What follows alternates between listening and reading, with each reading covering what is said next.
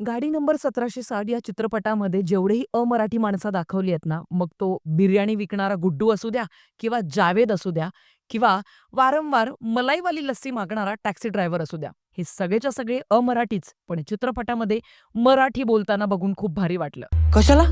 गावठी कोंबड्या खरेदी कराल. काय म्हातारी आहे. यू सी आपण इतक्या बेअर मिनिमम गोष्टीवरती आनंद व्यक्त करतोय म्हणजे वेळ अशी आलेली आहे, की मागच्या साधारण वर्षभरामध्येच मराठी चित्रपटसृष्टीकडनं इतके सगळे मराठी चित्रपट असे आले, की ज्याच्यामध्ये जेव्हाही मुस्लिम कॅरेक्टर कोणी दाखवलं असेल किंवा कुणी अमराठी म्हणजे गुजराती, मारवाडी, यूपी, बिहारमधून आलेलं कोणी दाखवलं असेल, तर ते सरसकटपणे हिंदी बोलताना दाखवलेलं आहे आणि ते बघून जेन्युइनली डोक्यात तिडीक एक जात होती. इनफॅक्ट आत्ताच आलेला ऑल इज वेल हा चित्रपट जर तुम्ही पाहिला असेल, तर तुम्हाला कळतंय मी काय म्हणते ते. बट जेन्युइनली स्पीकिंग या चित्रपटामध्ये सगळेच्या सगळे तोडकी-मोडकी का होईना, पण मराठीच बोलताना बघून खूप हायसं वाटलं. याच्या आधी की मी गाडी नंबर 1760 या चित्रपटाचा रिव्ह्यू सुरू करीन, मला 4 ते 5 लोकांचं खूप-खूप कौतुक करावंसं वाटतंय. सगळ्यात आधी या चित्रपटाचे लेखक आणि दिग्दर्शक योगीराज गायकवाड, त्याच्यानंतर या चित्रपटाचे एडिटर महेश किल्लेकर आणि गुरु पाटील आणि cinematographer Siddharth More. Guys I am not kidding at all. या 4 ते 5 जणांनी जेन्युइनली चित्रपटाचा जो दर्जा आहे ना मराठी चित्रपटसृष्टीचा तो खूप उंचावलाय.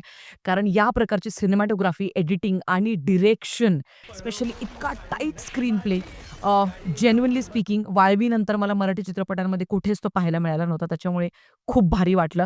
या सगळ्यांचं जितकं कौतुक करावं तितकं कमी. आता बघा, गाडी नंबर 1760 हा चित्रपट murder, mystery, suspense, thriller, dark कॉमेडीच्या जॉनरमध्ये मोडतो आणि त्याच्याचमुळे अशा चित्रपटांमध्ये तुम्हाला काहीच नॉनसेन्स किंवा अचानकच आलेला जबरदस्तीचा कुठचा आयटम नंबर किंवा अशा प्रकारचे कुठलेच मसाल्यांची गरज नसते आणि हे मेकर्सला चांगलं ठाऊक होतं. त्याच्यामुळे भयंकर टाईट असा स्क्रीन प्ले या चित्रपटाचा त्यांनी बांधलाय आणि आता एक-एक करून मी पॉझिटिव्ह ॲस्पेक्ट्स तुम्हा सगळ्यांसमोर मांडणार आहे. मला काय-काय आवडलं त्याबद्दल चर्चा करूया.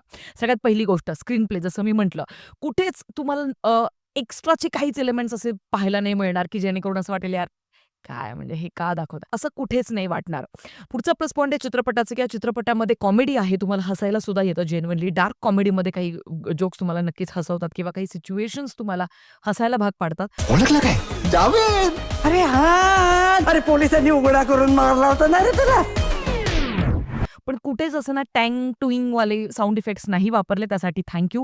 कारण जेन्युइनली स्पीकिंग 2025 मध्ये जेव्हा आपण मराठी चित्रपटांमध्ये असे टँग टुईंगवाले साउंड इफेक्ट्स ऐकतो ना, कुठल्यातरी पंचेससाठी वापरलेले, हास्यजत्रेचाच फील येतो राव. आता बघा सुरुवातीलाच मी सिनेमॅटोग्राफर यांचं कौतुक यासाठी केलं कारण 2 ते 3 शॉट्स आहेत जे मला भयंकर आवडले चित्रपटाचे. सगळ्यात पहिला शॉट जिथे फिल्मचं शूटिंग संपल्यानंतर ती टॅक्सी ज्यावेळेला बाहेर जाते त्यावेळेला तो ड्रायव्हर आणि ती टॅक्सी यांचं एक साइडचं प्रोफाईल दाखवत एक कॅमेरा सेट केलेला आहे आणि तो शॉट त्यांनी दाखवलाय की ती टॅक्सी कशी मूव्ह होतीये अँड आय लाइक दॅट. असे 2 ते 3 वेगवेगळ्या अँगल्सनी त्यांनी ते शॉट्स घेतलेले आहेत.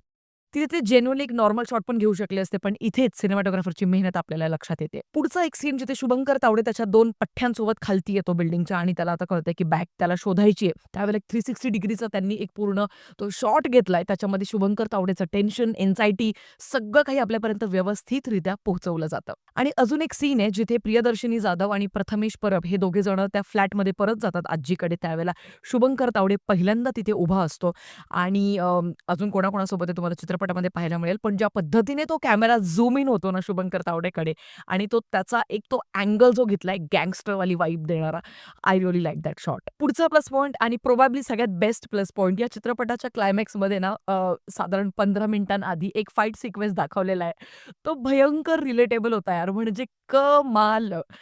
मी जेन्युइनली सांगते ते डिशम-डिशमवाले अजिबात तो तुम्हाला सिक्वेन्स नाही तसा वाटणार आणि खूप रिअलिस्टिक ठेवलाय म्हणजे आता दोघे जण केव्हाचे लढतायत. मग ते एक्झॉस्ट पण होणारच ना. माणसंच आहेत ते. घाम फुटेल, श्वास जोरजोरात घ्यायला लागेल. ज्या पद्धतीने म्हणजे प्रथमेश परब असा किचनमध्ये जातो आणि तिथे त्याला जे सापडतंय भोपळा, मेथीची जुडी वगैरे, वगैरे. कमाल यार म्हणजे हे असतं रिअलिस्टिक अप्रोच. याच्यासाठी डिरेक्टरचं कौतुक करायला पाहिजे. सो तो एंटायर ॲक्शन सिक्वेन्स त्या फ्लॅटमधला मला खूप जास्त आवडला. चित्रपटाच्या एडिटिंगबद्दल जर का बोलायचं झालं, तर यार साध्यातलं साधं गुड्डू बिर्याणीचं आडव्या आडचं शॉप असू द्या, जिथे एकदम फाटलेला पडदा असेल किंवा गंजलेला टेबल आहे, तुटकी-मुटकी खुर्ची आहे, त्याच्यावर बसून तो बिर्याणी खातोय. पण तो सुद्धा इतका सुंदर आणि देखणा वाटतो आणि त्याचं श्रेय जातं सिनेमॅटोग्राफर आणि एडिटर या 2 महत्त्वाच्या पिलर्सला आणि त्याच्याचमुळे एडिटिंगचा सुद्धा जो dark tone throughout the cinema त्यांनी मेंटेन केलाय ना, आय रिअली लव्ह दॅट. पुढचा प्लस पॉइंट प्रथमेश परब, शुभंकर तावडे आणि Suhas Joshi genuinely speaking throughout the cinema these people are shining. कारण खूप वेगळे कॅरेक्टर्स त्यांनी स्वीकारले, जे आत्तापर्यंतच्या त्यांच्या कॅरेक्टर्सच्या लाईनमधले अजिबात नव्हते आणि तेच बघून खूप भारी वाटतं. आम्ही फालतू माणसांना फुटेज दाखवत नाही. काय म्हणाला जरा परत. ए छोटू, साहेबांसाठी थंड आण रे.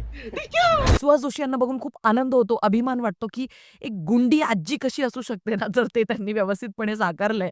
आणि त्यातल्या त्यात प्रथमेश परबबद्दल जर का बोलायचं झालं, तर यार दगडूच्या कॅरेक्टरच्या व्यतिरिक्त त्याला कधीच प्रेक्षकांनी स्वीकारलंच नाही. कारण तेच होतं ना, एकच तुम्ही टिपिकल स्टेरिओटिपिकल जर का कॅरेक्टर्स स्वीकारू लागता, त्यावेळेला करिअरची वाट लागून जाते आणि त्याच्याचमुळे अशा विविध प्रकारचे कॅरेक्टर्स प्लीज स्वीकारत जा, हीच विनंती सगळ्या प्रेक्षकांकडनं. एकंदरीत सांगते गाईज, हा चित्रपट मला भयंकर आवडलाय.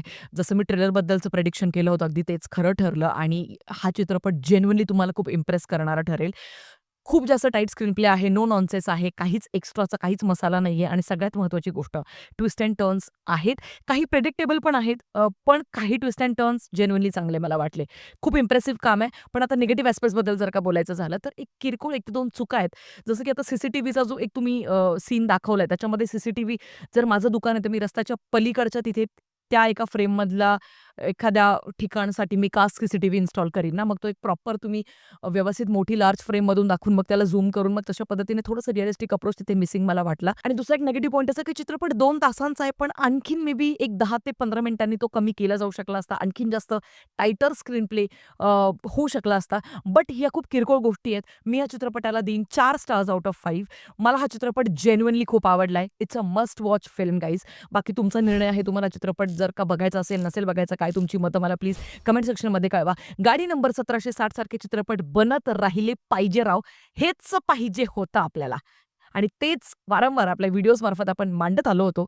फायनली इच्छा पूर्ण झाली माझी. बाकी तुमचं काय मत आहे मला कमेंट सेक्शनमध्ये कळवायला प्लीज विसरू नका. भेटूया पुढच्या व्हिडिओमध्ये. तोपर्यंत काळजी घ्या. Peace out. निंबोणीच्या झाडामागे चंद्र झोप